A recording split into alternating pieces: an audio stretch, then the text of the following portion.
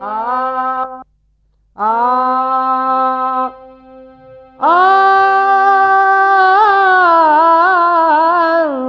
रा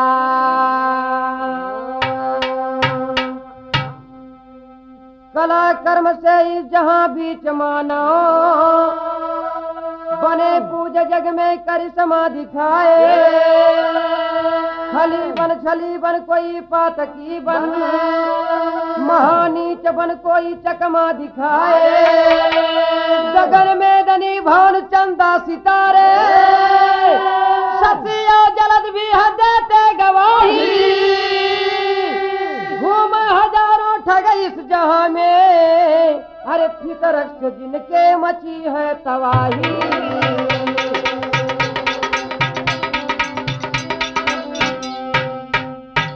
भैया तो सर जो हो भैया पाकिस्तानी कैसे अरे कहते हैं जिसको श्याम तो अरे कहते हैं जिसको श्याम तो आनंद कंद है कहते हैं जिसको श्याम तो आनंद कंद है कहते हैं जिसको श्याम तो आनंद कंद है कहते हैं जिसको श्याम तो अरे कहते हैं जिसको श्याम तो आनंद कंद है अरे हमको तो मुरली वाले की अरे हमको तो मुरली वाले की मुरली पसंद है हमको तो मुरली वाले की मुरली पसंद है हमको तो मुरली वालों की मुरली पसंद है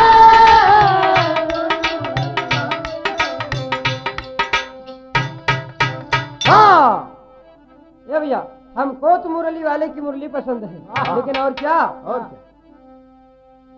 गर्दिश में उनके जो भी इंसान फंस गया घर घटा मुसीबत में जान फंस गया चंडाल मधुर बोल के इंसान को लुभाते हैं चंडाल मधुर बोल के इंसान को लुभाते हैं छलिया छली ठगी का फिर जाल बिछाते हैं छली ठगी का फिर जाल बिछाते हैं छलिया छली ठगी का फिर जाल बिछाते हैं चोरों का काम है चोरी करना डकैतों का काम है डाका डालना लेकिन जल्लादों का काम क्या है अरे जल्लाद जिंदगी को अरे जल्लाद जिंदगी को करते हलाल है जल्लाद जिंदगी को करते हलाल है जल्लाद जिंदगी को करते हलाल है हाँ जल्लाद जिंदगी को करते हलाल है लेकिन भैया एक ठग जो है अपनी ठगबाजी करने के लिए चलता है एक तर्ज बा हाँ मास्टर जी वही बा कि 16 आना मालियत का चकवा अरे 16 आना मालियत का अरे 16 आना मालियत का चकवा कटवलू 16 आना मालियत चकवा कटवलू 16 आना मालियत चकवा कटवलू अरे कबहू चलल नहीं हरवा उसर होई गईले ये भौजी अरे कबहू चलल नहीं हरवा उसर होई गईले ये भौजी अरे कबहू चलल नहीं हरवा उसर होई गईले ये भौजी उसर होई गईले रे भौजी अरे जैसे सवार होई गईले रे भौजी अरे कबहू चलल नहीं हरवा उसर होई गईले रे भौजी अरे कबहू चलल नहीं हरवा उसर होई गईले रे भौजी हाँ ये तो तर्ज है लेकिन भाव पे देखिए अब करता है क्या ठग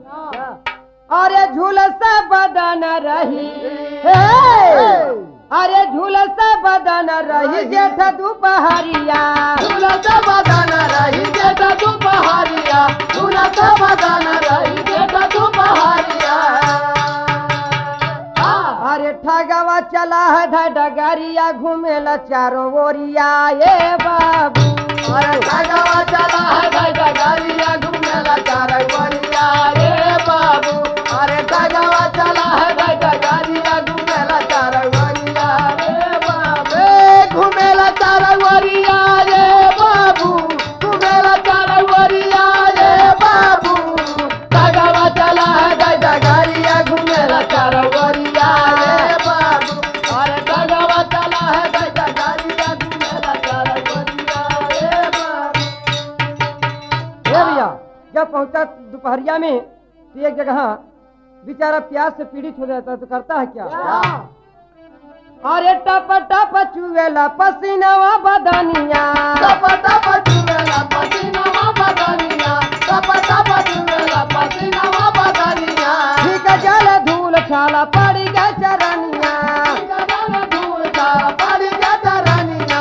जल धूल छाला पड़ी गए चरनिया अरे पानी बिना सुखली शरीरिया घूमेला चारों ओरिया ए बाबू ये भैया पानी से पीड़ित हो जाता है और पसीना जो है शरीर से निकल रहा था लेकिन वहां पर करता है क्या एक तर्जबा एक परदेसी कमाई बिना के गया घर पहुंचने के बाद एक दिन बाजार में गया तो औरत कहने लगी कि हम करके पान लेता है तो जब पान वापस भैया ना ले आए अपना की बीड़ी माचिस तमाकू सब कुछ ले ले घरे आए के बाद जब पान नहीं मिला तो औरत रच के मार दे मारत के बाद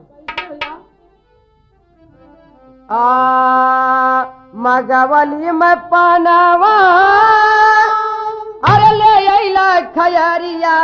मार दी हली अरे मार दी हली काना पाटिया के जरिया मार दी हली काना पाटिया के जरिया मार दी हली काना पाटिया के जरिया मार दी हली हाँ ये तो तद है भैया लेकिन पहुंचता है तो होता है क्या पहुंचाइए का गाँव जाके अरे बैठल कुआनवा विचार कैले अरे विचार कैले कैसे मिली पानी दानवा विचार कैले कैसे मिली पानी दानवा विचार कैले कैसे मिली पानी दानवा विचार कैले ओ विचार कैले अरे विचार कैले हो कैसे मिली पानी दानवा विचार कैले कैसे मिली पानी दानवा विचार कैले आई एक जन कुआना पे भर पनिया आई एक जन कुआना पे भर पनिया आई एक जन कुआना पे भर पनिया कवन बन हो पिलाई देता पनिया कवन भर हो पिलाई देता पनिया कवन भर हो पिलाई देता पनिया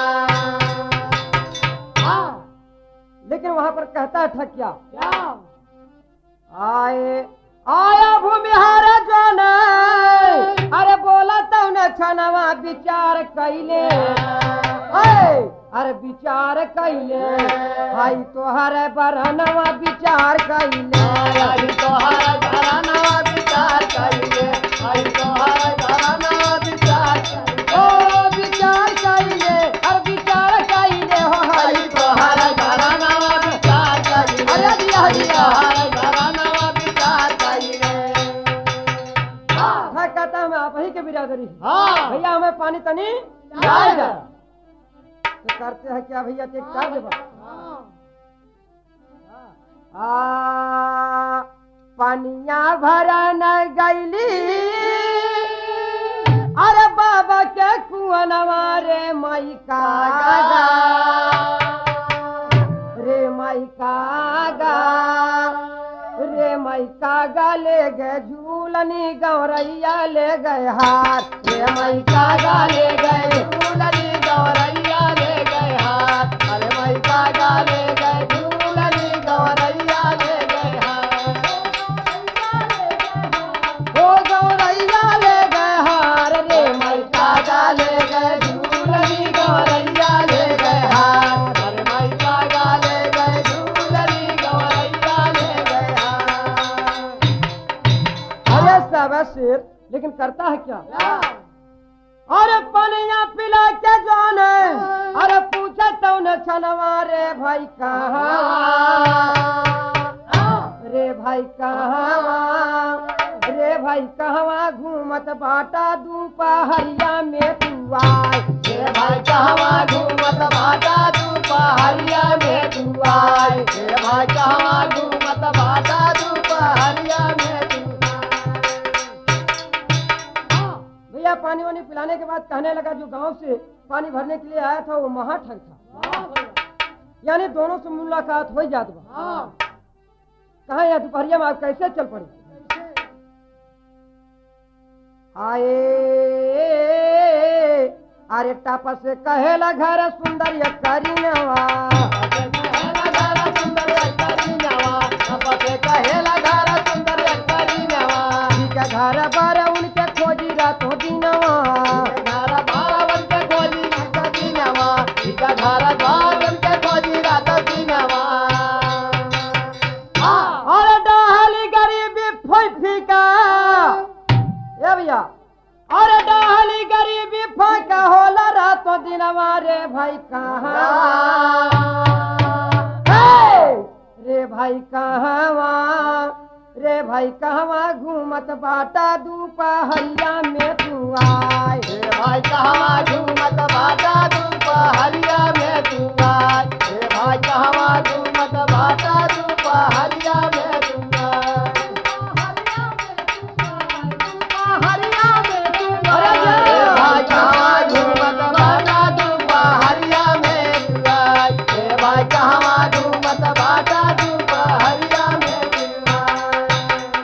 जो भैया गया था ठगहारी करने के लिए, उसके पास एक लड़की थी,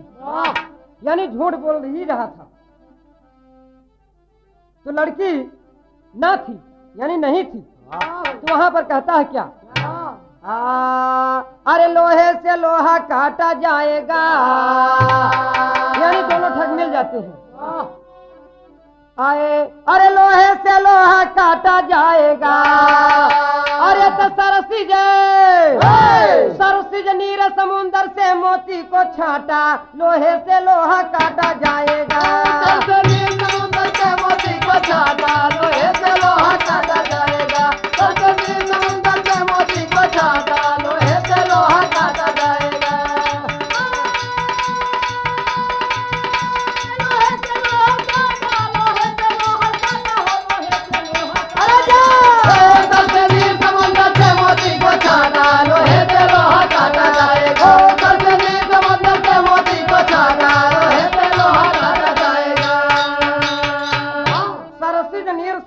मोती को छाटा, लोहे से लोहा काटा जाएगा, यानी लोहा ही लोहे को काटता है लेकिन घात पाने पर, लेकिन तो करता है क्या भैया?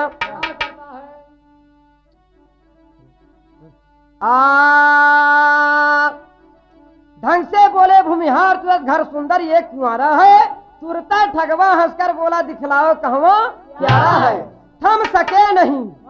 सके नहीं भूमिहार तुरंत ठग सात भवन पर आए हैं, देकर रुपया 10,000 शादी पक्की कराए हैं। तो भैया वो ठग, उस ठग के यानी जो महाठग था, उसके पास एक लड़का था, उसकी शादी नहीं हुई थी।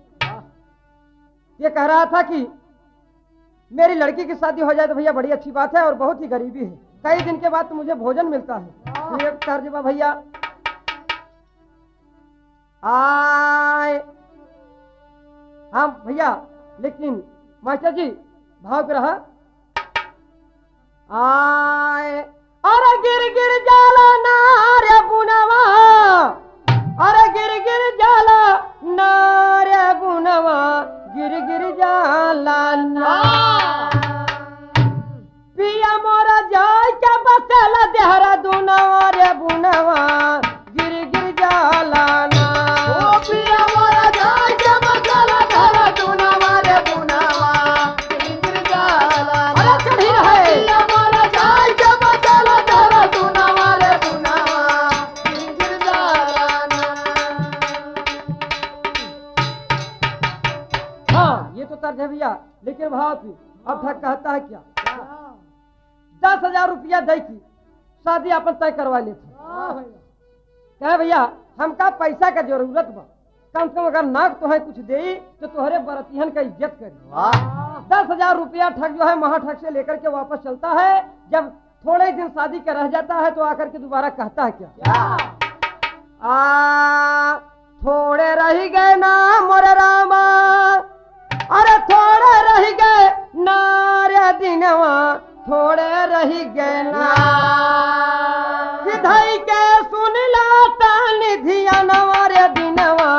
थोड़े रह गए ना धई के सुन लाता निधिया नवा दिनवा, थोड़े रह गए ना। अरे धई के सुन लाता निधिया नवा दिनवा, थोड़े रह गए ना। ना समझे भूमिहार चला की जो ठग था एक नंबर, रामा जो ठग था एक नंबर, हो रामा जो ठग था एक नंबर। सोखे जैसे नीर को सरिता, अरे बन के रोज समुंदर दिनवा, थोड़े रह गए ना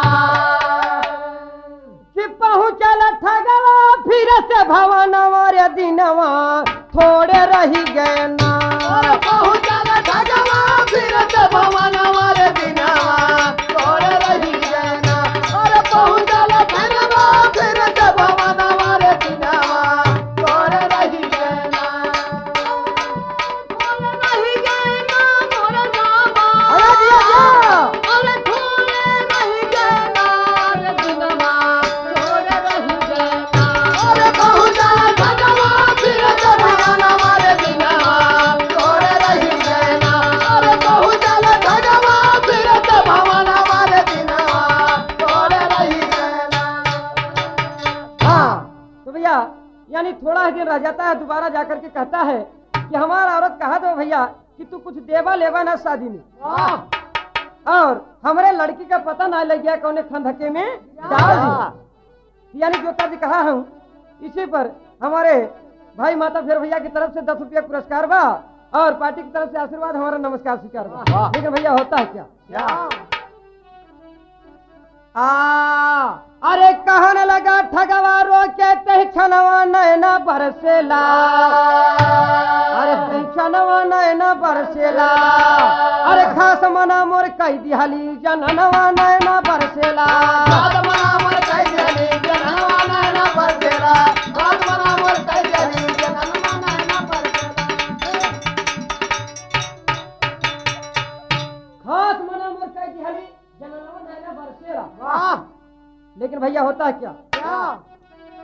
अरे गहना नाली यही है नारी बोली गुसियाई हो, अरे घाती घाता कई के दिहला कंगा के डुबाई हो, घाती घाता कई के दिहला कंगा के डुबाई हो, घाती घाता कई के दिहला कंगा के डुबाई हो। हाँ दोबारा जब कहता है कि भैया हमारा औरत बिगड़त बा, हम शादी वादी न करब, चाहे तू अपन पैसा ले ला। क्या भैया गहना तो हमें देन के बाद महाठग सोचा कि ठीक है गहना हमें देना ही है और हम पहले ही दे दें, क्योंकि इज्जत के साथ बहू आएगी और हमारा लड़का भी खुशी होगा। तो करते हैं क्या भैया? अरे चट से बोला भूमिहर देव गहनवा नैना बरसेला, अरे गहनवा नैना बरसेला, अरे छली का है जंगल बीचे भवनवा नैना बरसेला, छली का है जंगल बीचे भवनवा नैना बरसेला, छली का है जंगल बीचे भवनवा नैना बरसेला।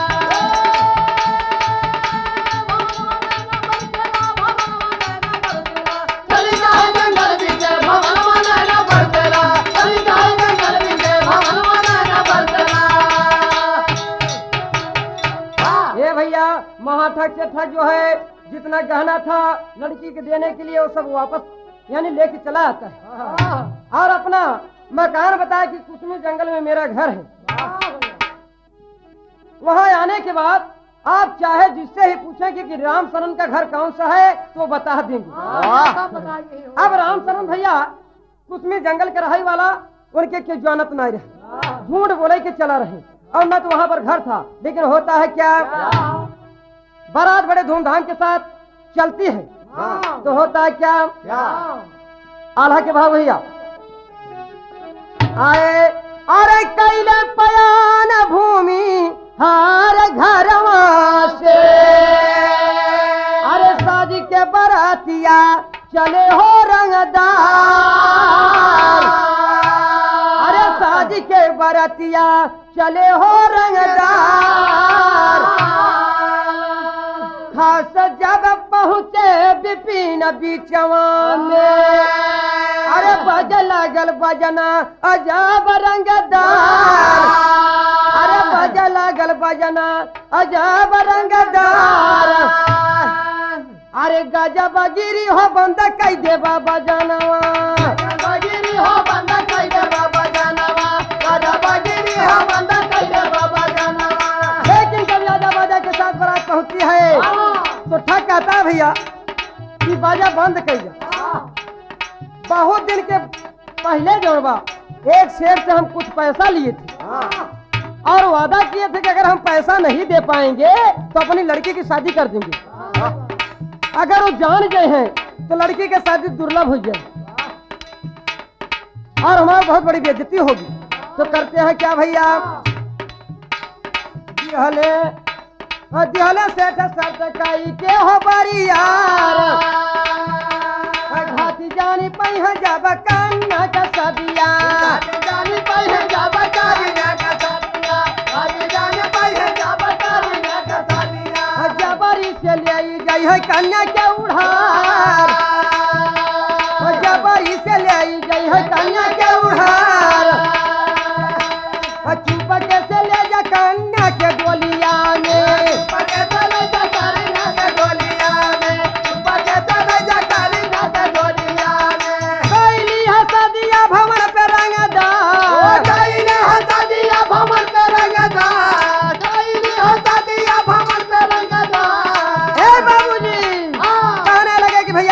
नहीं तो हमारी बहुत बड़ी बेइज्जती हो।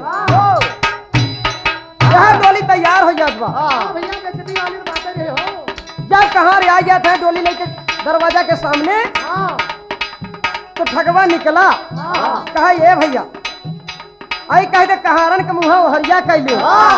हमारे मालिकिन साहब के शर्मात है तो कहारे इतना बेचारे बौरहा रहे कि के कहे मोहर करे के चार परग हट गए। जब कुछ दूर हो गए तो करता है भैया क्या करता है अरे थाना में पड़ा हुआ के चारों बानी कोड़ावा थाना में पड़ा हुआ के बानी अरे भैसा थाना में पड़ा हुआ के बानी चारे कोड़ावा डोलिया में राखी के वो हरवा दिए डार डोलिया में राखी के वो हरवा दिए डार डोलिया में राखी के वो हरवा दिए डार डोलिया में राखी के वो हरवा दिए डार जाने नहीं भेद कोई ये कहूँ बराती जाने नहीं भेद कोई ये कहूँ बराती जाने नहीं भेद कोई ये कहूँ बराती ये कब बरातिहन के पता ना रहा कि में भैंसा बा यानी पड़वा हो। अब वहां जब चल जाता है तो ये समझ लीजिए कि कहारे बहुत ही खुश हुई और कहने लगे भैया सुबेरे के विदाई बड़ी अच्छी बा। लेकिन होता है क्या आए जाने नहीं भेद कोई ये कहूँ बराती जाने नहीं भेद कोई ये कहूँ बराती जाने नहीं भेद कोई ये कहूँ बराती लइके डोलिया चाली भैले चारों हो कहाँ लइके डोलिया चाली भैले चारों हो कहाँ लइके डोलिया चाली भैले चारों हो कहाँ कहाँ जो है जब डोला को लेकर के चलते हैं कुछ दूर जाने के बाद बीच रास्ता में पड़वा के पेशाब लगी। लेकिन जब पड़वा जो है लघुशंका कर देता है पेशाब करने के बाद देखे कि नीचे से पानी टपक रहा है तो कहारे बिगड़ गए। कहा जिंदगी में बहुत ही दुल्हन ढोया लेकिन ऐसी दुल्हन हमें कहीं फुहर मिली उली नहीं। लेकिन करत क्या है अरे झंझट बढ़र बाबू बीचे डगरिया कि पड़वा किया है लघुशंका बरिया पड़वा किया है लघुशंका बरिया पड़वा किया है लघुशंका बरिया शंका बरिया लघुशंका बरिया पड़वा किया है लघुशंका बरिया पड़वा किया है लघुशंका बरिया। अरे भैया तो समझी जमा लाठी में, यानी लट्ठी में नहीं लाठी में, जी के देसी में कहा थी डंडा।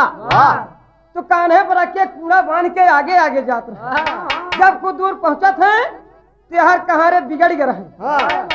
कहा ऐसी दुल्हन को भैया न तो कभी ढोया हूं, यार ढोऊंगा। कहा लगे अरे यार देखा तो है ये तनी फुहर बा की हमका सबके शर्माना पेशाब के दी। लेकिन होत क्या बात, अरे समझ दुल्हन तो फुहरिया कहाँ सब कहाँ रे कहाँ सब कहाँ। अरे तब पीछे रहिया में डोलिया उतार के कहा, रहिया में डोलिया उतार के कहा, रहिया में डोलिया उतार के कहा, उतार के कहा हो, उतार के कहा हो, उतार के कहा हो, पीछे रहिया में डोलिया उतार के कहा हो, पीछे रहिया में डोलिया उतार के कहा,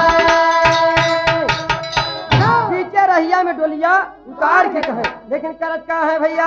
अरे कहाँ ठगा समझी प्यासी रोवे दुल्हनिया, कहाँ ठगा समझी प्यासी रोवे दुल्हनिया, कहाँ ठगा समझी प्यासी रोवे दुल्हनिया। लेके लोटा दे दा बेटा भाऊजी के पनिया, लेके लोटा दे दा बेटा भाऊजी के पनिया, लेके लोटा दे दा बेटा भाऊजी के पनिया।